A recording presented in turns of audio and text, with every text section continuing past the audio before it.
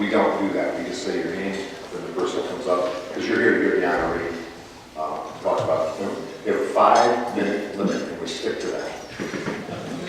Chris is right here. He's got music, he plays on his phone. So when you hear that, you know it's time. So please don't try and thank everyone you've ever worked with.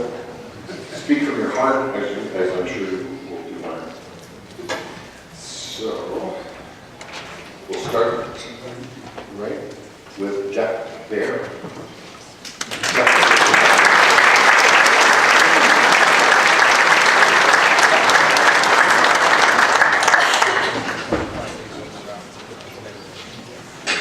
Thank you. When I got here this morning, I took a look at these plaques, and I went on the website, and I was kind of awed this whole moment. Some of these, I looked at my 2019 inductees, and some of the things they've done. Then I got thinking of the people, reflecting on the people who helped get me here. I know when I first started my coaching career, I tried to take a little bit from every single coach that I had up until that point.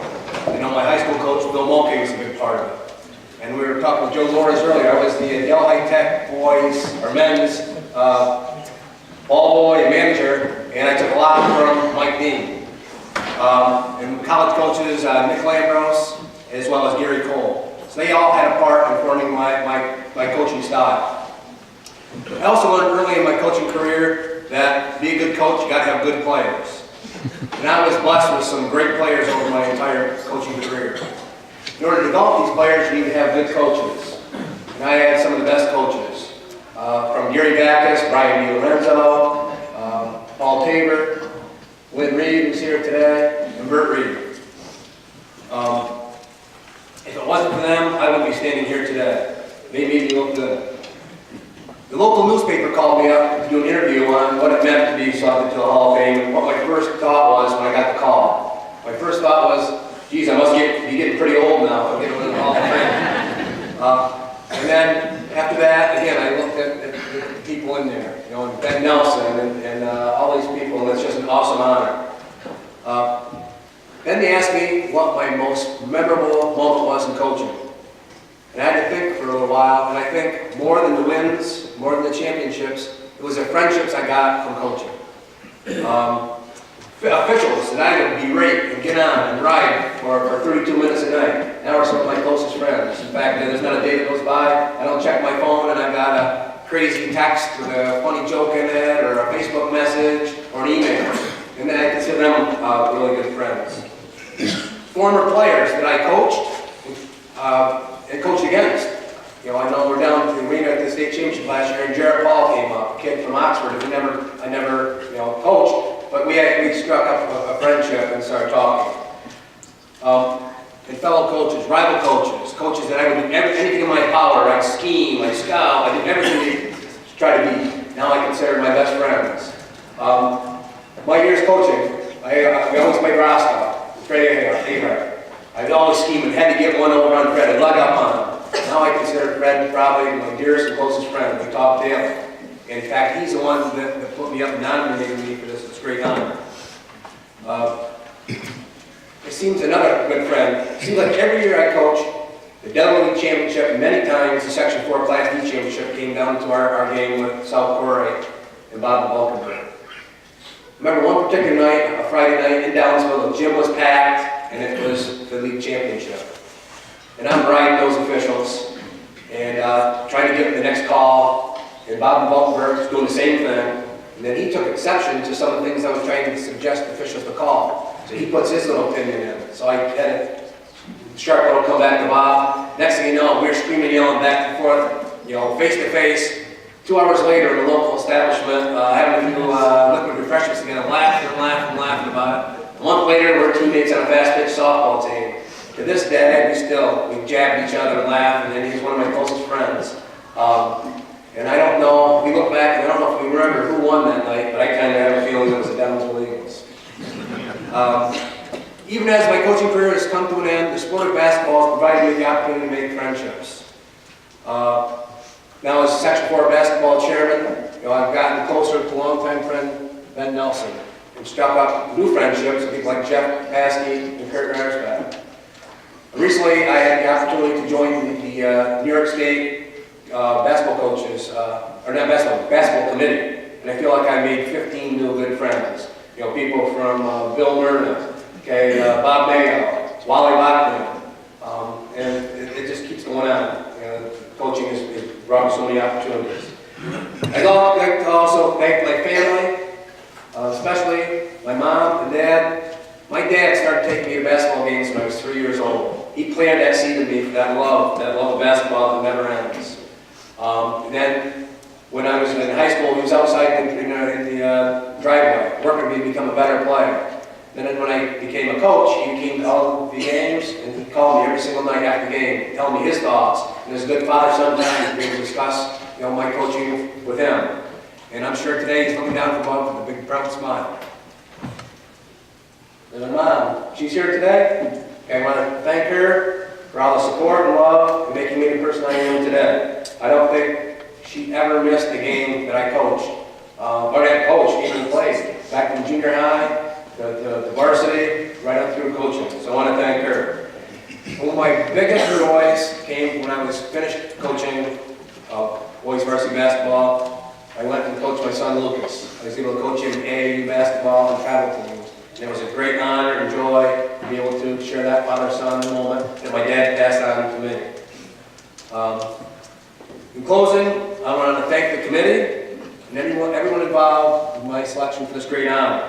As my wise assistant coach once said, it's a great day to be an Eagle. Thank you.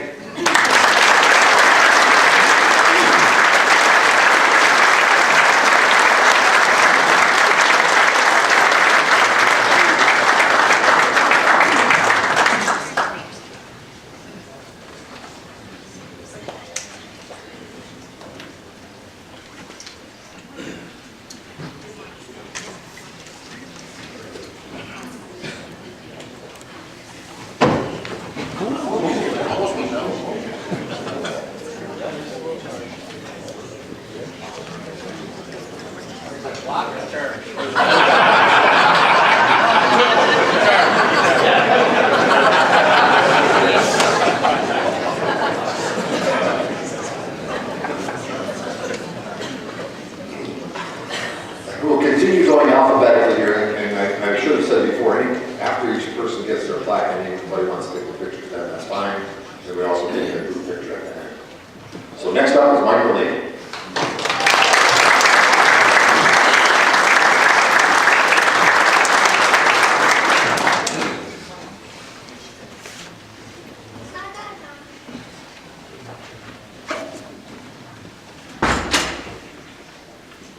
I'll begin my remarks by thanking Dave and the Hall of Fame Committee for selecting me for this prestigious award, and my congratulations to the other inductees.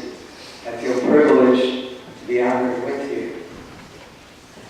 As I searched for the right words to express my gratitude, I decided I should start with the people that mean the most to me. My family. My wife Lori, our two daughters, Sarah and Jennifer, our two sons, Michael and Matthew, and our grandchildren. I've always felt their love and encouragement and support. I started coaching freshman basketball in November of 1972. It would be impossible to thank everyone who helped along the way. However, I do want to thank my friends and colleagues who are here this morning. Sister James Marie, Sister Helen, Sister Cecilia Marie, and Lisa Parsons. I've been blessed to have their loyal friendship for many years. I want to especially recognize Sister Cecilia Marie, who was my basketball and baseball scorekeeper for over 20 years. I'm grateful for her presence, her support, and her selflessness. I also want to thank my son Matthew, who's been by my side for more than 10 years as an assistant in both basketball and baseball. I want to thank the Immaculate Heart community, administration, and parents who entrusted with this opportunity to coach for so many years. As we all know, when a coach is inducted, it happens because he's had the opportunity to coach many very talented athletes. I'm grateful that I've had so many outstanding kids to coach who listened, worked hard, and competed so well. They have given me many wonderful memories. My wife advised me to be brief, and after nearly 49 years of marriage, I learned that her advice is always good. It took a while to learn that. So I'll end my remarks by again thanking the Hall of Fame Committee for this great and humbling honor. Thank you.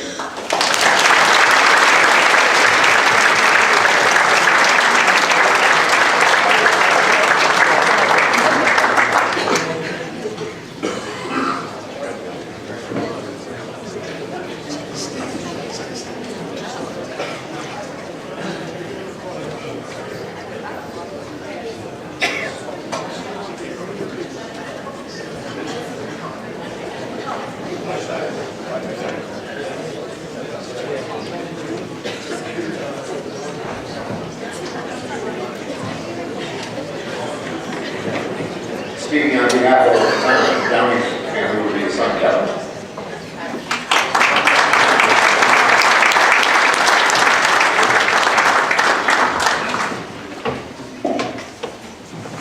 We just want to, on behalf of our father, we're really proud to be here today, and he would love this day as well. It's kind of special for me too to be up here with my brother.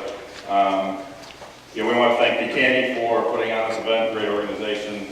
One of the things that I enjoy the most is that summer festival. I participate in Empire State Games, and they kind of back up to that. And it's a great organization, great to be here today. I want to congratulate the other inductees. We have people from all over the country here today.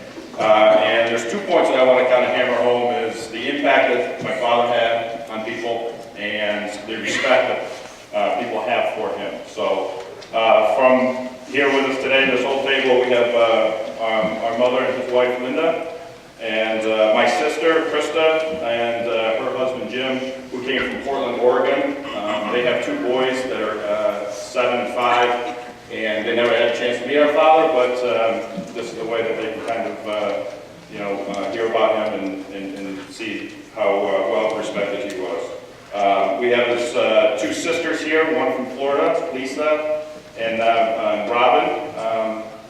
We have high school teammates from Dansville. We have college roommates and teammates from Ithaca.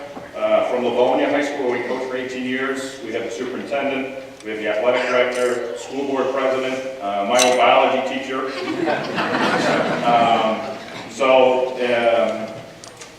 We have college teammates of Kyle from Siena College. We have my family here, my wife, and my 2 daughters.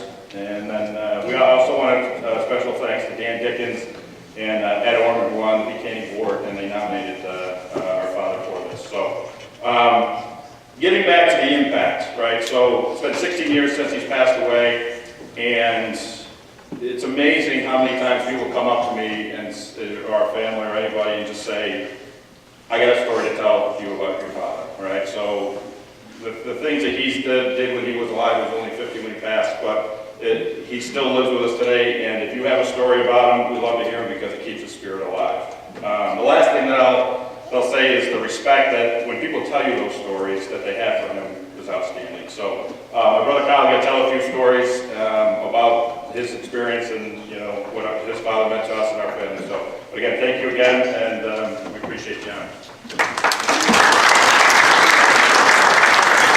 So we also like to thank our family dentist here too. So apparently that brushed teeth really well.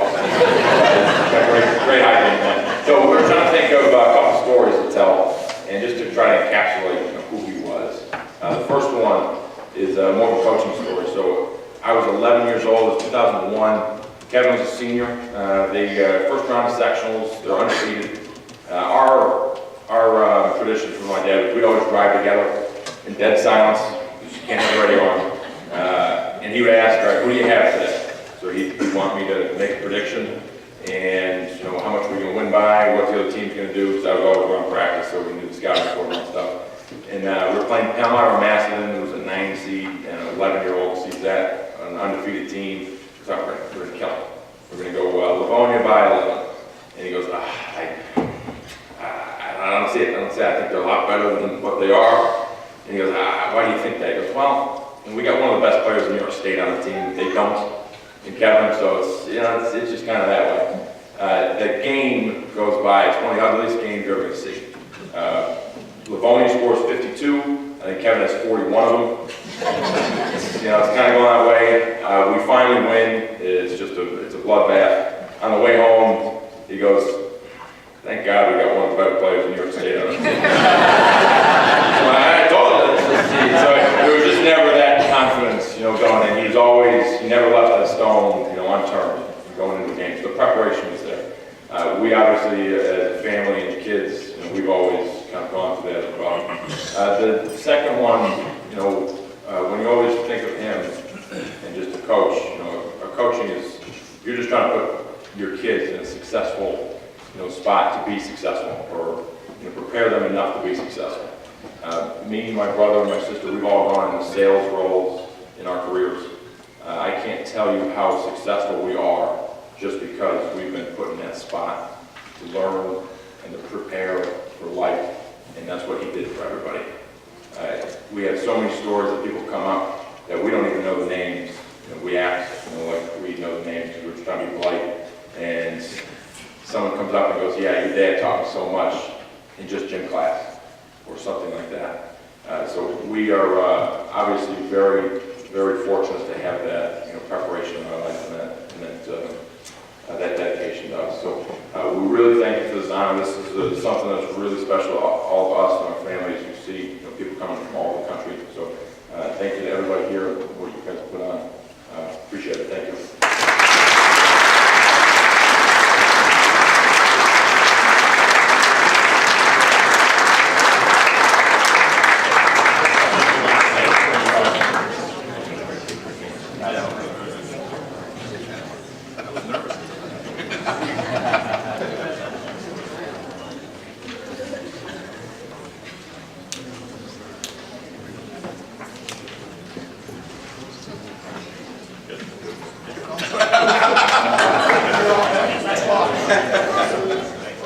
Technology. Our next inductee is Mr. David Jones.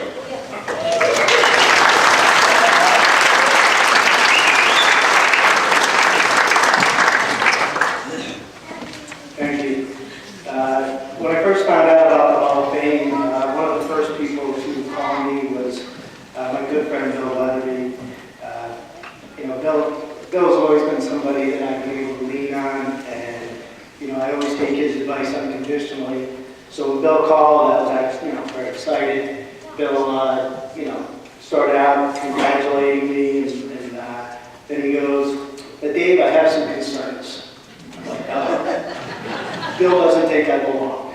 So, you know, I all right, Bill, what are your concerns? Obviously, and he goes, they have a rule. It's a 5-minute rule. So he goes, I caught some of your speeches, and you know, quite frankly, he goes, I think they're going to drag you off there. So, always being willing to take Bill's advice, I tried to come prepared. You know, hopefully that'll help me stay on point and get through this without obviously being dragged off the stage. But you know, I'm obviously very overwhelmed by this and very humbled by it. It's one of those awards that you know, you obviously don't see coming. You know, I have to thank, actually I think I need to put my glasses on because I can't see what I wrote. But anyway, I have to thank Keith Putnam and Tom Green for the nomination. I obviously like to thank the BCA NY and the Hall of Fame Committee for this honor. Tim Hussein, who arranged so much for me, you know, from ticket sales and everything else like that. So I'm obviously very grateful to all of them. I've had so many people help me over the last 28 years that it would be virtually impossible to thank everybody. to start with my family. My wife Kirsten and I will be celebrating our 30th anniversary this fall. She's obviously had to put together and piece together a lot of things over the years, because I mean, I've certainly spent a lot of time in the gym and preparing for basketball and scouting, so she's been left to pick up a lot of the pieces. And I know you're all sport-minded people, and obviously I don't need to make that, that list for you. And if it's anything like my family, that list is on the refrigerator anyway, so the to-do list is always right there for me.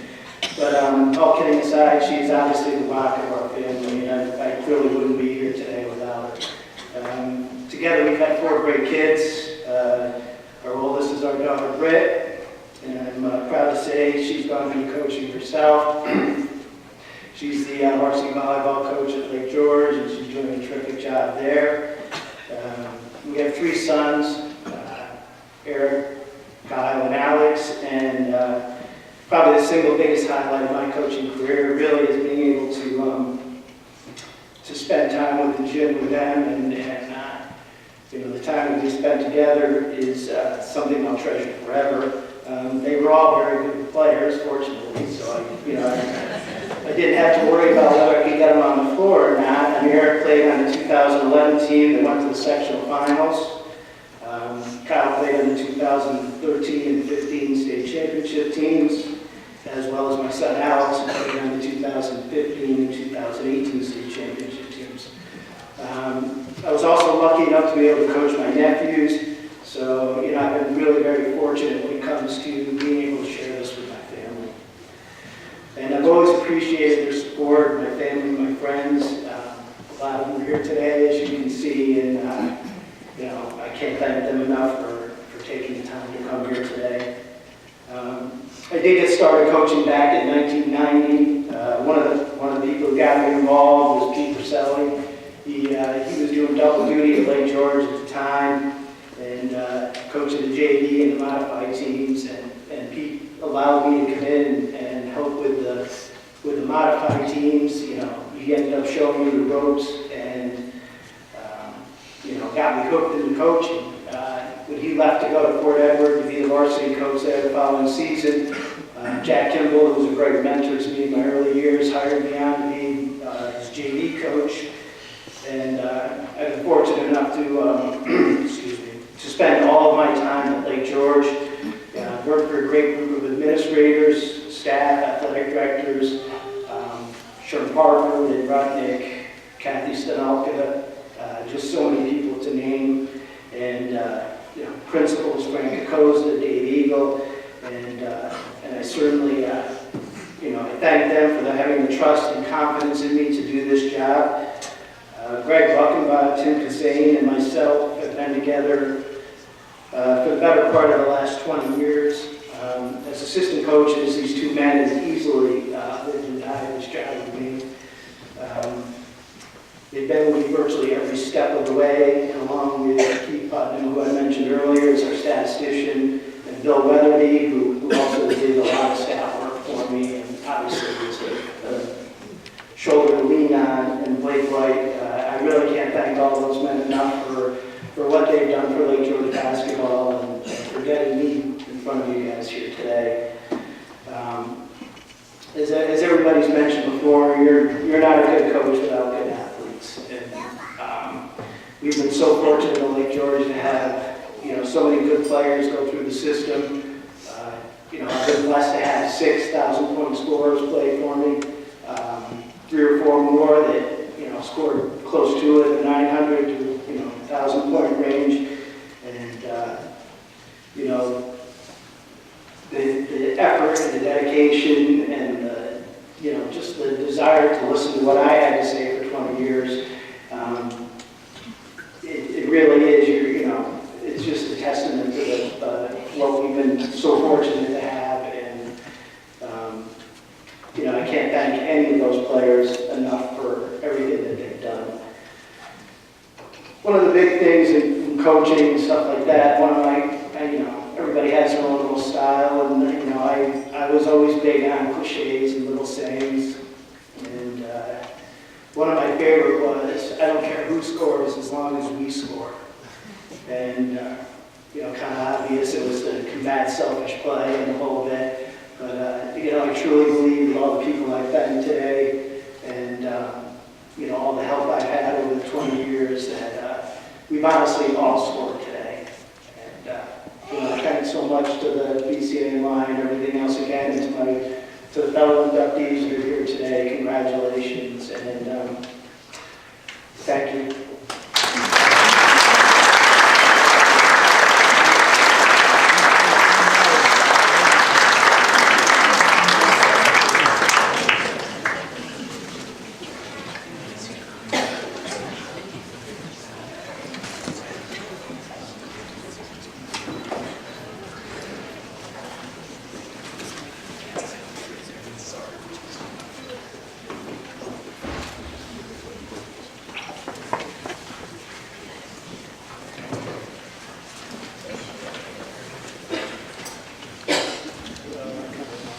Joe, it's your turn.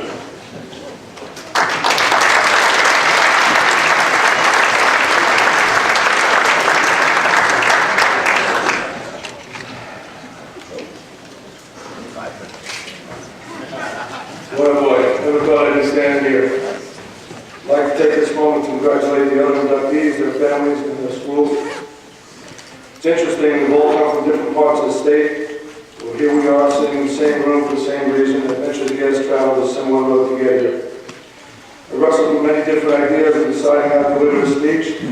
Thought maybe a timeline, a small history of my career, complete with who was president when I started coaching, and what the #1 song in the country was at the time. But all those ideas played a distant second to simply thanking those who traveled this road with me, because none of us traveled it alone. So here we go. To my parents, Lorraine and Manuel Loris, pointed me towards basketball and supported me in every endeavor I took on. I know you have great seats for this one, and are enjoying looking over us all this morning. To my brother Jimmy, for always being there, for driving the team bus, for taking all the games as well. But most importantly, for always having my back. To the love of my life, Eileen, my wife for better than 31 years, for making sure I kept respect. It's basically meant keeping the game tapes out of the living room VCR, particularly after a loss, but on occasion letting basketball be the topic of the day. Case in point, when my sons, Joey, Mikey, and I were allowed to speak basketball at the dinner table after bringing home the 2012 section championship. As a side note, just to let Eileen know that I wasn't all work and no play. While we were going out after the 85-86 season had ended, I asked Eileen to dinner and a movie. It's kind of a thank you for being a fine sport and putting up with the ups and downs of a long season. The dinner was great, the movie was even better, I'm sure you probably guessed, Gene Hackman and Hoosiers. She married me anyway. And the truth be told, I don't think she ever loved basketball, but she loved me enough to be by my side as I pursued this passion for 35 years. So for that, I thank and love you. I'd like to thank my children. Before I mentioned Joe and Mike and their sisters, Caitlin and Jennifer. It's not always the easiest thing in the world to have your dad as a coach, particularly in a small school in Nassau County where everybody knows everybody. But all that aside, I have to know it was one of the great pleasures of my life to have coached your kids, whether it was softball, soccer, or basketball. I miss those days. Thanks need to go out to my youth and high school coaches, Joe Alfreda and Tom Henry, who coached me at St. Raymond's Parochial School. Kenny Barrett, Ronnie Katz, Bill Becker from my high school coaches at Lindbergh High School. Following high school, I was introduced to Mike Dean, the greatest coach a kid could ever have. I played for Mike at Del High Tech, and then I coached him with Oswego State. He made such an impression on me that I have a son named Mike. That's not a coincidence. My youngest son is named after one of the most influential men in my life next to my father, Mike Dean. The list doesn't end there. Harry Freeslater, my good friend and mentor of the last 37 years, who took a chance on a 22-year-old kid and gave me my first head coaching job. I'm so happy that you and Pat are here today to share this. Who would have thought, all that time ago, that it would lead us here? A special thanks to Mike Candell, my neighbor, who pointed me in the right direction 37 years ago when he pointed his finger toward East Rockaway High School. Don Holtz, coach's coach, leader of the Rock Palace for over 20 years. We walked this road together. As I said in my retirement speech to you a couple of years ago, I'd fight in the foxhole with you anytime. Thanks for being here. To my supporters and coaching tree, time will not permit me to list all of you by name, but alphabetically. If your name fits between Aquafreda and Vulpus, please know that I appreciate all your support when talking about the team, family parties, or watching one of my former players win his first county title. I take all pride. I take pride in all that you do. I am trying to keep this under 5.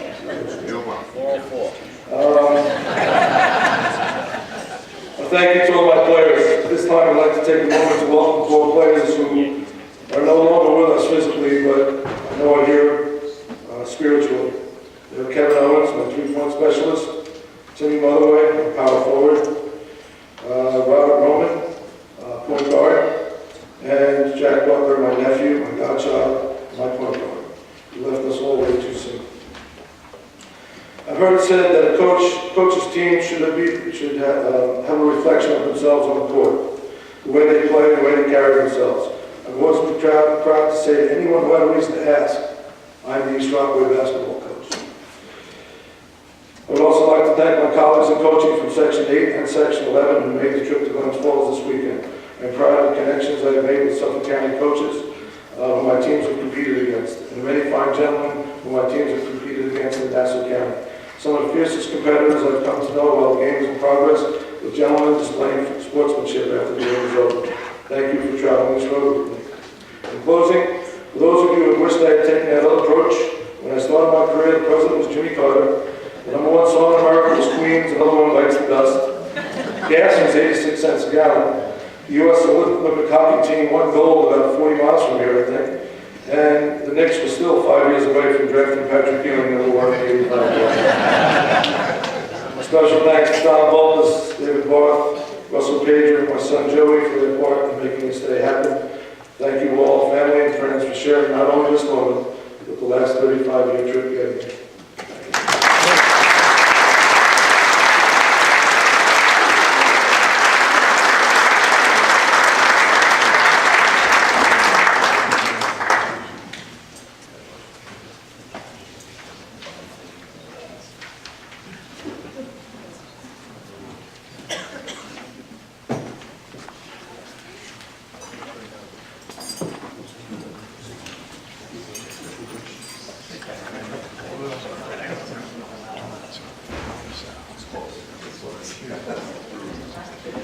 Great effort, you're really close.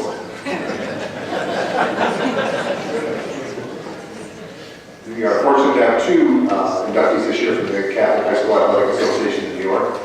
We're inducting Ray Nash and Richard Shapiro, and to speak first on behalf of Richie will be his daughter.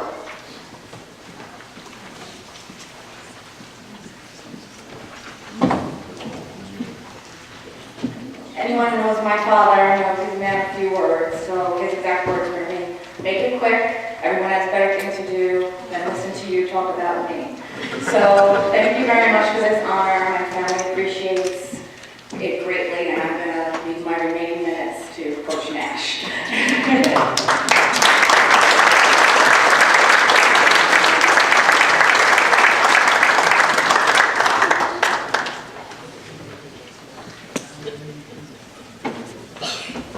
Jody was trying to figure out whether your tie was better than mine. I voted for mine, so you're in second place right now.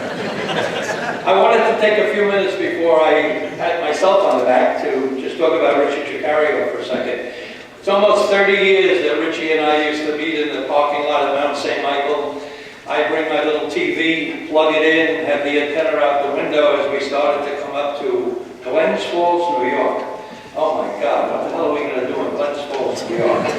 And here we are once again having the time of our lives. We would get halfway up and pull over for a hamburger so we could catch the second half of the first game of the NCAAs. And then we'd arrive at Massey's, where Rich would have a sweet Rob Roy on the rocks, which they knew by the time we got there, have dinner, and then spend the rest of the week at the dugout. And the girls would always go, oh, here come the Catholic guys, they're good tippers, come on in. And we really loved the place. Richie we were both involved in the inception of the Federation. Guys like Pup LeMay, that we respected so much, and John Gladding from the PSAL and the people from the Independent League But Richie was really in the forefront of the meetings and making sure, and at that time there were 7 dioceses that we had to represent, Syracuse and Binghamton and so on. And it was a major job, and we always made sure, and Richie was in the forefront, that the Catholics were represented, which was our job, but also that we were fair to everyone. And this program has worked out fantastic. So we owe a debt of gratitude, all of us in the Catholic League and everybody else, to Richie Tricario, so I just wanted to give him a hand.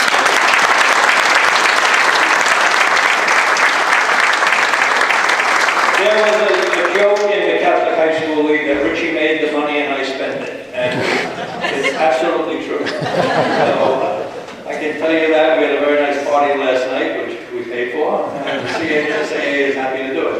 I want to thank the committee for giving me this incredible, and now I'm going on my own time, so I have 6 minutes. I want to thank the guys that are here. I'm not, by the way, if there's anybody that Joe did not thank, could you stand up? All of Long Island was thanked, by the way. So he took care of himself for free drinks and beers for the rest of his life. I want to thank Kevin Piggott for nominating us, the both of us, for this, and the committee certainly for acknowledging. I've sat on that side for I don't know how many times, and when you see the people that are in this association, it's absolutely incredible. I want to thank Pete Goyko, who coordinated everything for us. And people go into this organization as coaches, as officials, as players. I'm kind of the poster boy, I think, to a certain extent, because I've done it all. Maybe not well, but I've done it all. I coached for 37 years at Bishop Ford High School, and I never really counted wins and losses. Maybe if I had more wins, I probably would have paid more attention. The theme that comes through today is the effect that we have on the young people that we deal with. And we all know that today is a difficult time. Between AAU and the contingents and everything, it's a difficult thing for these young coaches to go through. What we have to do as the superior people, even if we're not coaching, is to make sure we let those people know that they're educators first and their coaches second. You reach this stage and it really doesn't make a darn how many wins you have. But as you hear the people speak about how their father influenced the lives of so many people, if we can be half as lucky influencing the lives of people who are going to run this world, we'll really be in very good shape. We used to travel. Is there anybody here that voluntarily went to Olean, New York to play a basketball game? Right here. One? Oh my goodness. We have to talk. We were a Franciscan school and they asked us to go up to Olean to play in a tournament. We were the only one that went up. We flew into Bradford, PA in a 16-seat plane. I think it was $37 round trip. And we played up there. And that was the beginning of going all over New York State. I was very lucky to coach the Empire State team for 15 years. And if you think I was a good coach during the year, I was a hell of a coach during the summer. When you had Pearl Washington and Kenny Anderson and every other person, you know, you look pretty good on the sidelines, and we always dressed very well. I coordinated the outfits. So. But it was the most incredible experience I have ever had. And the people that I met, the coaches that I met from around New York State, the players that we played against, was just phenomenal. So we started to do a lot of traveling. I mean, we went all over New York. We went to Syracuse. I used to go to Utica all the time. People would go, what the hell are you going to Utica for? It was Martin Luther King weekend. Football was going on. Our kids would always stay with the kids from the schools that we played. And if you think that was culture shock, what about when we brought them to Brooklyn? And they stayed 3 days in Brooklyn. Oh my God. But there are still friendships that go on today. There's one marriage, there's communions, there's everything that you can think of, all because of basketball. And the people that I have met through, when I saw Buddy Evans, Buddy is here, right? Where's my boy, Buddy? When we went to Utica the first year, this guy comes out in an orange jacket and black pants, and his beautiful wife is up there, and the kids come out. Our kids are looking at each other and go, Coach, what is going on?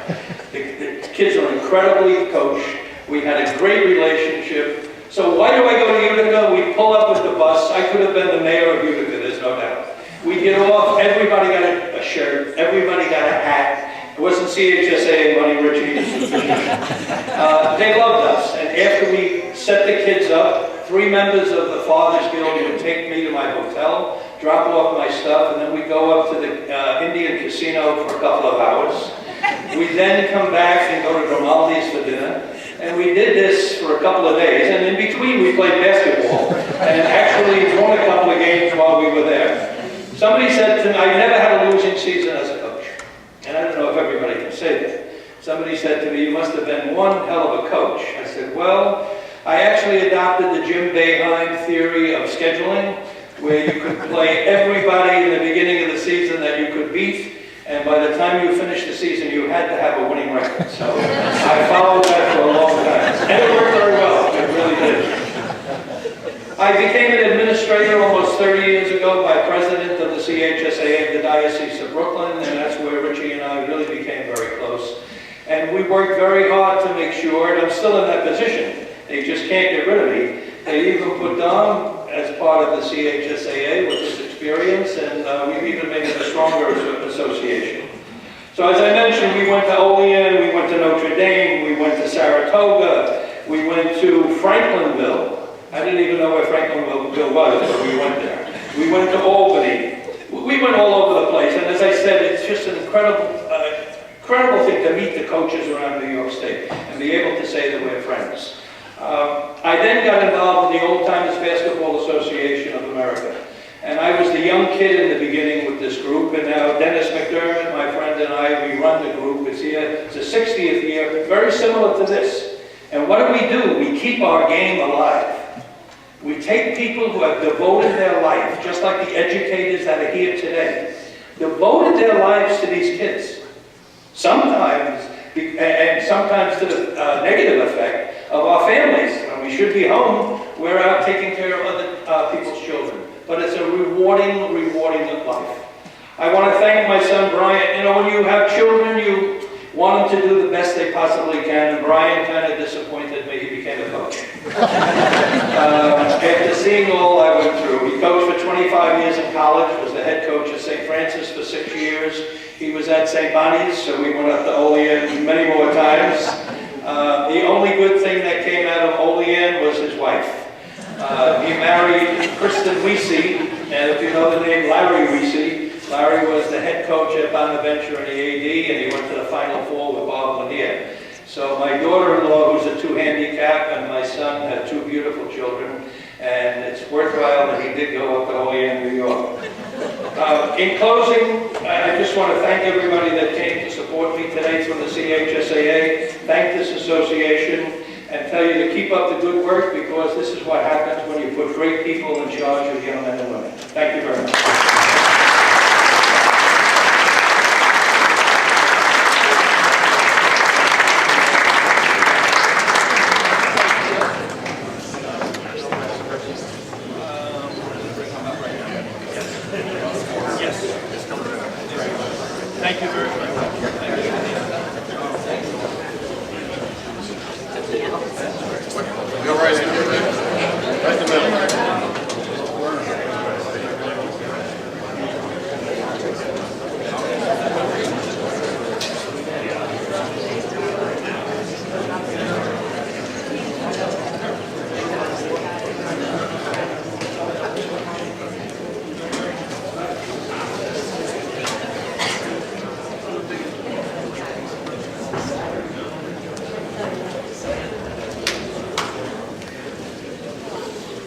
Thank you.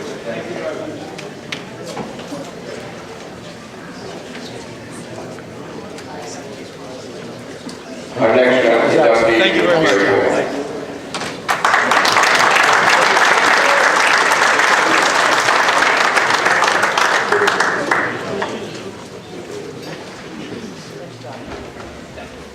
First thing I want to do is to tell you that the first set of notes I put together was on a Del Lago casino piece of paper.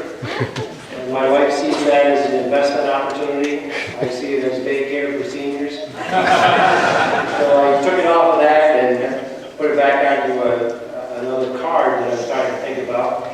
And the first thing I did when I looked at the program sitting down, changed everything about the whole speech. Bottom line is the connections that I've had with some of the people in this room, and especially the last one who spoke who doesn't even remember. I was part of one of those Jim Boeheim games when we played in the Stop DWI tournament in Binghamton. The very first year, one of my players from that team is here. We played Kingston the first night. We were a little podunk school, and we had scouted Kingston pretty regular and got to know what they were about. And then we pulled the upset and we beat them in the first round. Our reward was to play Bishop Ford in the second round. Moving right along from that point, we're going to talk about some good things that happened to us. Each and every time you think about what the game did for you. Number one, I speak to all the other inductees today, and you don't have to say you do or don't, but I really believe this is part of what you got from basketball. In my case, high blood pressure, arthritic back, and lots of diarrhea. And every single coach sitting here that can't tell me that didn't happen to them. There's no question about that. Basketball in Windsor, for me, was a family affair. Right from the beginning. I started in the 7th and 8th grade. I had a 7th grade team and an 8th grade team. I did that for 2 years, and then I had the junior varsity for 5 years, and then the varsity team for 28 years. And you learn a lot about what to do, but you also learn a lot about what not to do from watching other coaches. So when I started as the varsity coach, I had a philosophy that was in mind of what I wanted to get done. I didn't want to win once in a while, once every few years. I wanted to win all the time. I convinced my kids that maybe that's not the important point, but in my own mind, it really, really was. So we created a program that started with what we called the Bitty Bouncers, which was 4th, 5th, and 6th grade boys. It worked with my varsity players. That was part of their job, with the varsity players every Saturday for a number of weeks, and then bouncers put on a program on TV for a halftime show. It became a huge thing. Then we had a 7th grade team, an 8th grade team, a freshman team, a JV, and a varsity team. In order for you to be successful year after year, that player development has to work. I believe it did in our situation, because after 2 years, we had a huge win against a team that had won 47 games in a row, and we won that game, and that kind of put us on the map. 2 of my players are here from that team. 2 years later was our first sectional championship. So we could see the program growing. From that point on, it was a situation where I wanted to learn as much as I could. Imagine a guy in 1973 beating John Wooden. Imagine a guy that continued to correspond with Coach Wooden. The very next year was the first year I spoke at a clinic, and I was right in front of Dean Smith. Everybody came to see Dean Smith, so they were there to hear me. And I got to have lunch with Coach Smith afterwards, and then I worked at his camp for several years, and a little bit later time. Bottom line is, you pick your mentors. You pick the people that you want to learn from. We had several legends in our area. Charlie Terricone, Jack Jones, Jack Holland, people that are in the Hall of Fame. I learned from them, no question. But the most important thing with me was the loyalty of my staff. One time I had a staff that, not counting me, had over 104 years of experience, the loyalty that they had to me. 2 of my coaches are here. The guy has spent over 20 years as our 7th grade or 8th grade coach, and I think he always picked the team that thought was going to be the weakest was Al Funk. And Joe Costello was my freshman coach for a number of years, and then my junior varsity coach for another 20 years. And that kind of loyalty in a program that had so much player development, that brought us along very well. Our basketball program was a family affair for me. My wife, believe it or not, was my secretary as an athletic director. She did all the programs. She was the person that did all the banquet things at the end of the year, stuff that was put together all the time. My daughter Julie was the artist. She did program covers. She played. It was involved in all kinds of things all the time that produce our program. Then my daughter Kelly played and then was the first person to sing the national anthem in front of a huge crowd at the time. So my family backed me constantly. And for that, I will always be grateful. Two things that I'll finish with, and I think everybody that coached understands this. You meet a lot of people, you do a lot of things, you go an awful lot of places, and bottom line in my situation, my community supported me so much. We raised over $50,000 in the 28 years I was the head coach. We went to Florida, we went to Massachusetts, we went all over the country to play extra games because I wanted my kids to see different things. We played in 12 different college campuses. We met people from all over the world. It was a great, great experience. And lastly, and I think this shows the way things come around. Somebody asked me what was my favorite moment. This is really stupid to say it this way, but I want you to think about this. We're at the Great Florida Shootout in Kissimmee, Florida. And I've got a band full of varsity players. And this is 1986, maybe 1987, doesn't make any difference, but our hotel is in Disney. And I got these kids in the back of this van, just me and my varsity, and Joe's got the JV kids in his van. And we got 60-some parents that traveled with us to Orlando, Florida. And all of a sudden, and this is 86 maybe, Walk Like an Egyptian comes on the radio. And if you want to see kids having fun, you look in the rearview mirror and you got all these guys doing this kind of stuff in the sunshine in Florida, and we came from Windsor, New York. And finally, this is how things come around. My first basketball coaching job was in 1967. The athletic director at Cortland State College asked me to coach what they had at that time was a campus school team. And I knew the AD very well because I was the secretary-treasurer of the Men's Athletic Association, and he was the athletic director, and I signed all the checks for the teams when they went out on trips, etc. Anyways, he says, 2 of my sons are on that team, so I'd like you to coach them. Now that put a little pressure on me right away because I hadn't coached basketball to that point. And I was 20 years old, I guess, at that time. Anyways, I said, well, how many games are you going to get? He says, well, we got 6 right now, but I'll see if I can double that. And he did. And we got to 12 games, and that was my first experience. I believe we finished up at 9-3. So then go 35 years at Windsor. And I have 2 grandchildren, the 2 grandsons that are 3 and 5. And a couple weeks ago, or a week ago, the local TV station finds out about this great honor today. And they come out and do an interview, and then somehow in the archives, they came up with some film on the last game that I coached. So that's on this film going out, and of course everybody gets on Twitter and Tweeter and crap all this, and the 2 grandsons see it. And they get on to FaceTime with us, and we're talking. And the one says, the younger one, I believe, says it this way. He says, Grandpa, what were those boys you were with? And I said, well, that was one of my basketball teams. And the other one, the older one, that was 5 years old, and he says, well, why were you yelling at them? Now, understand that the only voices, the only audio on this video was from the guy who was doing the actual interviews, not me. They couldn't hear me, but they could see me jumping up and down on the sidelines and chatting there.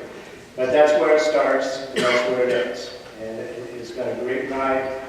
I got to meet a lot of great people, 2 of which are sitting over here, Dave Archer and Ben Nelson, and they're the ones that put me in this position because of my players and coaching staff that allowed me to get to this spot. Thank you very much.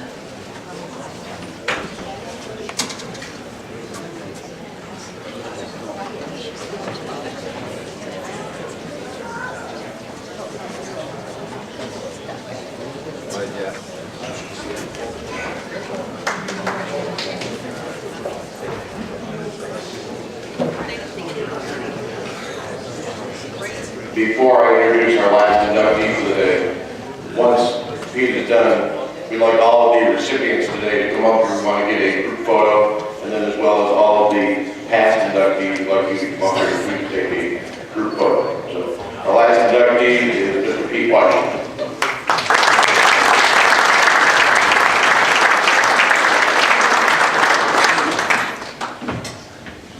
Before I get started on my journey, Mr. Nash, there are two other things good out of bowling. Besides Miss Weesey, and I even coached against her brother when I was, and I coached against Jeff Anastasia, who was inducted into the Hall of Fame. I think I had a big part in that because I lost a number of games to Jeff. And also, the other good thing is Adam Bennett, who is now our varsity coach in Salamanca, does a great job and helped nominate and did a lot of things to help me to get here today. And so there are a couple other things. And I also played Franklin, so I've been there. Okay, 58 years ago, I was in 3rd grade, and I started playing the game for the very first time, and I fell in love with it. And from that moment on, from my 7th grade year to my 12th grade year, I had a goal that I would play every single day to make myself a better player, because I love the game so much. Christmas time, I'd always spend a few minutes. I even shot outside with mittens on. You ought to try to do that. It's not easy. Okay, with the ball covered with snow, you have to keep wiping it off. But I love the game so much. And then I was fortunate enough to go to Portland State, become a Red Dragon, and I had a nice career there. In fact, the strange thing is my last high school game was against Class D, Forestville, and my first game in college, which back then you had a freshman team and a varsity team. And my first game was against Syracuse. And you go, boy, what a difference playing against a Class D school, going against Syracuse. At the time, I had Rudy Hackett and some other really, really good players. And I can still remember them saying, Syracuse has now scored 100. But I was fortunate that my one highlight of my career is I scored 20 points that day. And for all you coaches out there, I do have a couple more years of eligibility left. And maybe I can't move as much, but I can still shoot it. Okay? So anyway, I went on to coach Salamanca. I was supposed to go back to Portland as an assistantship, and 2 nights before I went back, I was told to go down and apply for the job at Salamanca. Now, Salamanca is a small school out in the middle of nowhere, just west of Olean, and I started at 22 years old, and it was unbelievable. It was a tough school. It was a place where football was really, really huge. I never got my players on time because they were always in football practice going to the playoffs, and we were the smallest school the first 20 years of my career there in the league. So it was really, really tough. We finally got the program going. We finally got the things we wanted to do, but it was a pleasure to be there. We had 2 really, really good teams. My 1997-98, my team was undefeated up until we were the only undefeated team during the regular season in Salamanca. What a great memories when we were playing 2 teams, 12-0. We're going into our gym, and you couldn't find a place in the gym to sit. They had people in the cafeteria, they had people in the bars and restaurants because we had the game on TV. And fortunate enough, we kept winning. We had to play the same team at the end of the year in the same situation. The place was packed, they had the game on TV, and we were fortunate enough to have a great game that night and win. In fact, my father, God rest his soul, he said, great game. He says, I only had to take 2 nitros to get through the game. So not bad. But then the next great team on my list was my son's team. They were 21-2. My son Jay was here with his 2 daughters, Jetta and Priya. My daughter's here, Casey, with Peyton and Madeline. And they've been a really, really big part of my life because it's a privilege to coach your own kid. I would hate to watch somebody else do it because I would drove them nuts. You know, you want to have that kind of person. And it really, really was a special time for me. I spent 33 years coaching boys varsity basketball and retired. Figured, well, I'm done. Well, next fall, I got the call from the school and I came back as a boys JV coach because my varsity or JV coach had taken over and they didn't have somebody. So I came back, and 11 years later, I'm still there. I coached the girls varsity basketball for 4 years. Now that's a challenge, believe me. Having 10 girls on your team and trying to get them focused in one direction. The last year I coached girls, the best story I can tell you is I had a bunch of girls that were really good, but not very motivated. In fact, one day in practice, they stopped and said to me, Coach, we don't really love this game like you do. Why do you love it? And I told them, I said, it's the bouncing of the ball in the gym, the listening to that sound of sneakers squeaking, the ball going through the net, and the crowds being, that close to you. And when you start making runs, how much fun and excitement that is. And I said, and the strategy and all the stuff that goes into it. Well, the last regular season game, and I still had trouble motivating, but the last regular season game, we had a boy-girl doubleheader. And the girls, of course, we were first. And we were playing a very athletic team out of Buffalo, down 14 points. We come back, get the game tied, we go into overtime. We call a timeout to set up the last play. And I said to the girls, remember what we talked about why I love the game? I says, right now is that moment that you should love the game. And fortunate enough, one girl was out of the huddle, she goes, now we understand. And so it was a really special moment because trying to get through to that. Well, anyway, we did win the game, and it was an exciting thing. But I spent 30 years on the sectional basketball committee, and I still try to help Larry out when I can. And as you can see, we try to keep him on his feet as much as we can. I couldn't resist it, Larry. That's okay. Larry does a great job for Section 6 basketball. He's the third person that I've had the privilege of working for as a sectional chairman for us. And I'm just a nut about this game. I still watch between 375 and 400 games a year. And you say, how do you do that? Well, you can. You got to watch a lot of TV. That was the games I scouted, coached, and watched. And every game, I still have a piece of paper and pencil. I still coach JV boys basketball. And this is my 44th year we just completed. And everybody says, how can you, after coaching varsity all those years, go back to just being a JV coach? I go, it's not just being a JV coach. I go, right now I'm enjoying it just as much as I did before. We have a wonderful person that can handle the job very, very well at the varsity level, and we get along very, very well. So I really, really enjoy it. And I still love doing it. I don't know how long I'm going to keep going, but so far it's been 44 years, and it's been 44 years of great memories. I can remember, I just talked to Dave last night, when they first started the organization, he used to run the clinic in Binghamton, and I was there. I never missed a basketball clinic in all the years I've been there. And a couple things, kind of strange things, but there's been, I was looking at the Section 6 program this year, and I looked at the number of people that are listed there. There's 14. Well, it's kind of strange. My number I wore was 14. So it's kind of eerie, but yet it must have some kind of meaning. Who knows? But I really, really enjoyed every moment that I could. I have my wife, Kathy, who's back there. What a special time it was for me to have her by my side. For over 40 years she's been with me. And you know how tough it is. All the times you come in late, all the times you try not to discuss the game, but I'm sure she heard a number of trying to sit in the stands and listen to the people kind of belittle you, which, as you well know, it's not always positive, but you have to live with it.